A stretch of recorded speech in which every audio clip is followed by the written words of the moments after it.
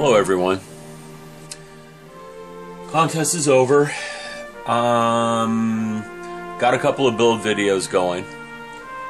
This one is about a model kit I just bid on a whim on eBay. Didn't think I would win it for the price I won it for. It is a Brakiri Cruiser from Wonderfest 2008. I'm pretty sure it's the same model as the Alliance Brakiri Cruiser. Not 100% positive, but I think it is. It would fit that it is. Let's open the box and see what's inside, shall we? It's a resin kit. It is not plastic, so won't have that many parts to it. Just warning you in advance. Doesn't mean it's less challenging. It's just not the same as a plastic kit. Okay?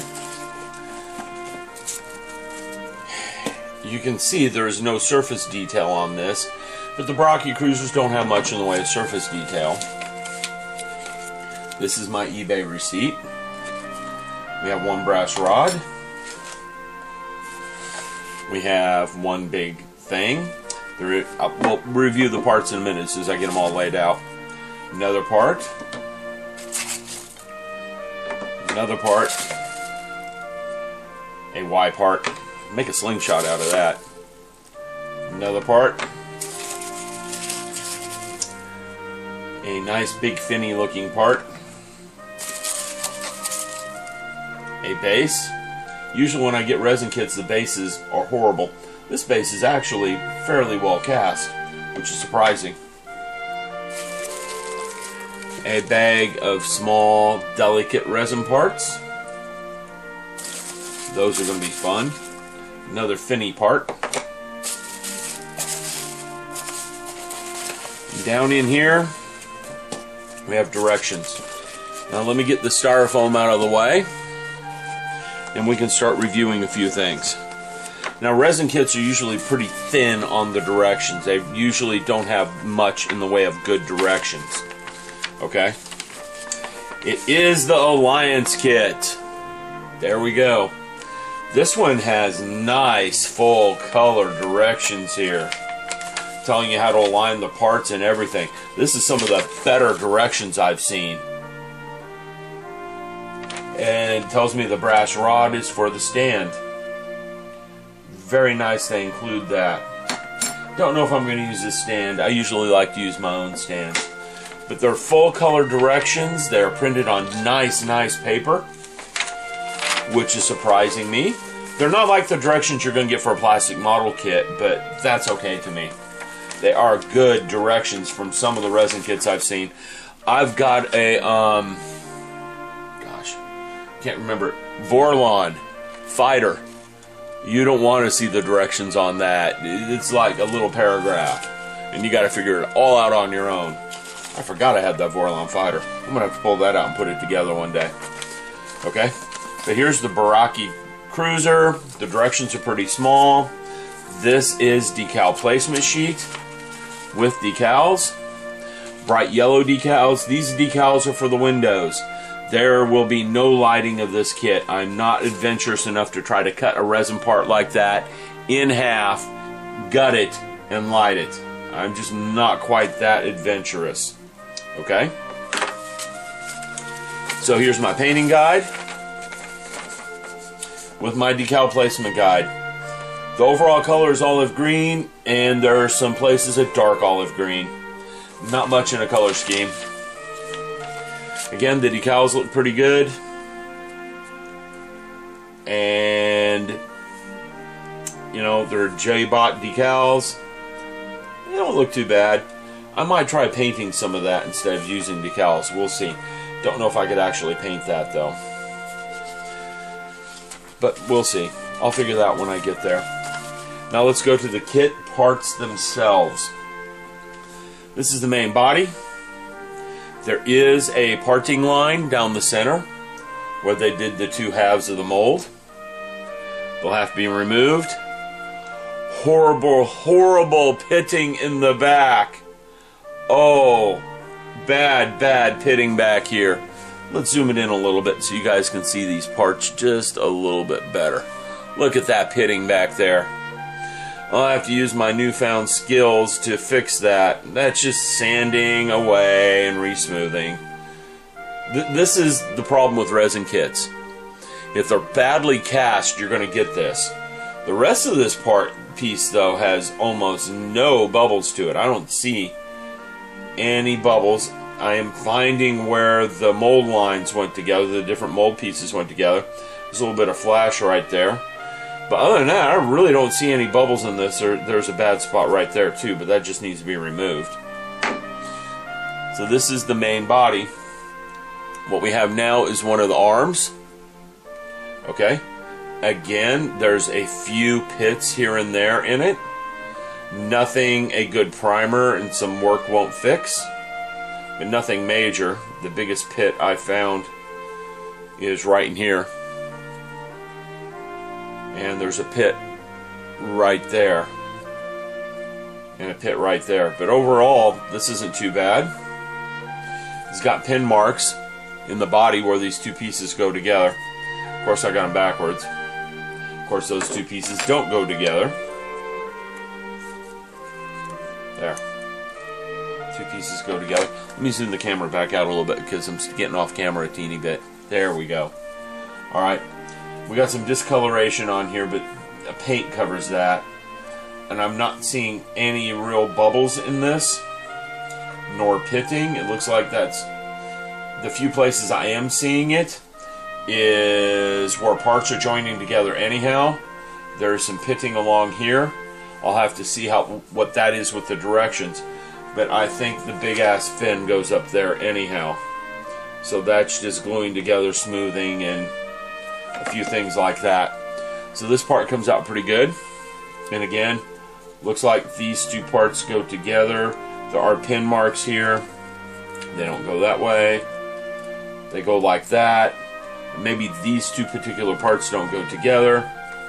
And these two parts do. That's backwards. Or the pin. Yep, well, no, that was right. These two parts go together because the pins don't line up properly for those two. Anyhow, getting back to this.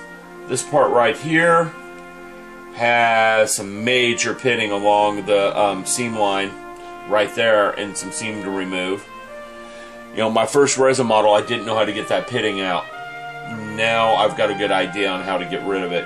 Mr. Surfacer to the rescue. And there is some mold marks on this. Not too bad. Here we have the compatriot to the gray one. I don't know why these came out like that. They go together like this. I don't know why one's white and one's gray. Probably just the resin they had on hand when they were doing their molding. Okay? And this goes in like that, if I remember correctly. This is a strange little ship. We'll get to it. But the white part has no pitting. No pitting, but there's some bad molding right here. Let me show you that a little bit better so you can see the bad molding. The camera focus. You can see the bad molding right in here. That'll have to be cleaned up. Good thing this thing is very organic and very fluid. If she was all right angles and stuff, that would be harder to do, but with her being a fluid and organic, not such a big deal. There's some mold flash right here, right there, right there. Not too bad on that part. My slingshot part has some rough edges along here, a little pitting up here. All in all, not too bad of a cast. And some seam parts along here. Okay. But some sanding work, this will come out pretty good. There's not many pits or anything in that. We're almost down to the end of this. Finny part here, pretty smooth. Some sanding work on her and she'll be good. The big ass finny part. Can I say big ass? I did. There's not any pits. There's some raised spots that I can see. I can feel the mold line as I run my fingers around it. But all in all, it's in pretty good shape. And we get to the delicate little resin parts, and it looks like one of them's bent. And we've got the guns here. Now, I don't know if I'm going to leave these guns in resin or get some brass rods out. Let's zoom in so you guys can see these parts a little bit better. Okay? There we go. I don't know if I'm going to redo these guns or leave them in resin. That looks like a lot of cleanup work to me in resin. And it might be easier just to get some brass rods and glue them together with some tape to replace them. These two parts right here don't look like they have a whole hell of a lot of cleanup, but they're going to be delicate. And that worries me a teeny bit. This is the only parts on this whole build that worry me. These two. Again, the guns, if I get fed up, I can just make them out of brass. I'm not too worried about that. They look very primed to be made out of brass. I mean, you can see this. Let me get one centered. You can see it. They're just straight tubes. 3 different size brass rods, some tape, or some styrene even. I can do it with 3 different sizes of brass tubing. I mean styrene tubing. I can replace those guns, and I think the brass would be better. Now molding, let me show you guys one thing on the molding of this. If you look at the end, they did divot in the end like guns would be. Not as much as I want, and they're not 100% round. They're flattened. They're ovoid. So I'll have to think about that. But that's going to be some nasty cleanup work in my opinion to get that done right. And I don't know if I want to deal with the cleanup work. I'll figure it out by the time I get going on the model. Alright. There's a review of the parts. What I want to say next is, this being a resin kit, my next step is to take all these parts into the kitchen, get out some dish detergent. If I don't think that's going to cut it, I'm going to get out some Comet Cleanser and scrub the bejesus out of these parts. The reason you do that is, unlike a plastic styrene kit, the people who make resin kits have to use some mold release, some oily stuff, and the oily stuff sticks to the resin. So you just got to go wash it off. Once I get it washed off, I will do some preparation. Like I'm going to get rid of the seam line on this guy. I'm going to read over the directions and figure out what order to put these parts together. I'm going to get rid of that before I do anything. That is just got to go. That's just too horrible to leave. Way too pitted and too horrible. So there you go. I'm going to get started on this kit. This should be a fun kit. This shouldn't be a pain in the rear. This isn't my first resin kit. It's my second. The first one was a hell of a learning experience.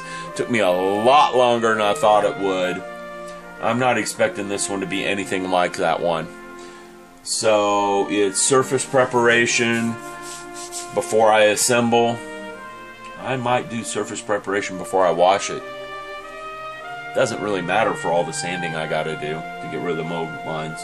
So I might do the sanding first and then wash it. We'll see. Everything's going to get a light sanding job before I do much of anything. It needs it. It'll smooth it out and clean it up because it's kind of a rough cast. It feels a little rough. It's not as smooth as a baby's bottom, let's put it that way. And again, there's some bad seam lines. So she's going to get some sanding and some work. I'm rambling. I'll be back with an update later.